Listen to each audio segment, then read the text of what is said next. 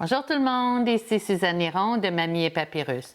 Aujourd'hui, j'aimerais ça vous parler un petit peu des plioirs à gaufrage.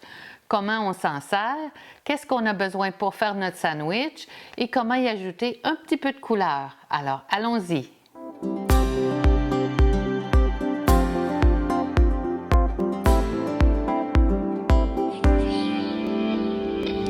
Alors, cette semaine, je vais vous parler des plioirs à gaufrage. Il y en a plusieurs styles. Stampin' Up! En vend depuis longtemps. Alors, le style le plus commun, ce sont les plioirs à gaufrage assez minces comme celui-ci. Alors, un petit truc pour vous aider avec les motifs du plioir à gaufrage, c'est de placer votre papier cartonné et de l'aligner avec la ligne ici. Donc, quand vous allez le passer dans votre machine à gaufrer, vous allez avoir des lignes bien droites. Alors, d'abord, je vais vous expliquer un petit peu le principe du plioir à gaufrage. Vous avez un côté qui est lisse et un côté qui est bossé, si on veut, ou qui a des motifs surélevés. Alors, ce qui se produit quand on place notre papier dans le plioir, c'est qu'en le passant, je vous dis de l'aligner puis je ne l'aligne pas. En le passant dans la machine à gaufrage, il y a un rouleau qui applique de la pression et qui fait passer le motif dans le papier cartonné. Alors, quand vous le retirez, le motif est embossé dans votre papier. Alors, je vais vous me parler des autres styles et après ça, on va donner un exemple avec la machine elle-même. Donc ici, j'ai les fleurs champêtres qui sont un plioir à gaufrage nouveau style de 3D et vous voyez que le gaufrage, les motifs sont très élevés, très creux si on veut, plus creux d'un côté et plus élevé de l'autre. Alors, ça va vous donner un motif qui est très prononcé. La même chose ici pour un 3D avec les feuilles. On va faire une petite technique avec ça. Et un dernier qui est tout nouveau cette année chez Stampin' Up!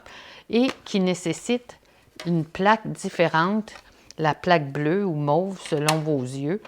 Alors, pour m'assurer que j'ai la bonne plaque, j'ai mis une petite étiquette ici, simplement pour les définir et me donner l'indication que ça me prend la plaque bleue pour celui-là. Donc, allons chercher la Big Shot ici. Et je vais vous montrer une petite technique avec le plioir à gaufrage des feuilles. Bon, pour celui-ci, j'ai seulement besoin d'une plaque. C'est un 3D, mais un 3D ancienne méthode. Donc, je vais le passer dans mon appareil de découpe et gaufrage. Alors, vous voyez, j'ai un beau motif ici, bien défini. Et ce que je vais faire, je vais appliquer de la couleur avec mon doigt éponge. Donc, je vais aller chercher un petit peu de vert et je vais juste délicatement éponger mes feuilles comme ça qui sont en relief. Alors, plus le relief est profond, plus ça vous donne un bel effet comme ça avec le doigt éponge. Alors ça, c'est une petite technique que moi j'aime bien. Ensuite, je vais vous montrer avec les fleurs champêtres. Alors, on va faire quelque chose d'un petit peu différent avec les fleurs champêtres, c'est qu'on va appliquer l'encre directement sur le plioir à gaufrage. Je vais le pousser un petit peu sur le côté lisse. Alors, vous voyez ici la fleur qui est creusée, c'est mon côté lisse. Alors, je vais appliquer mon encre.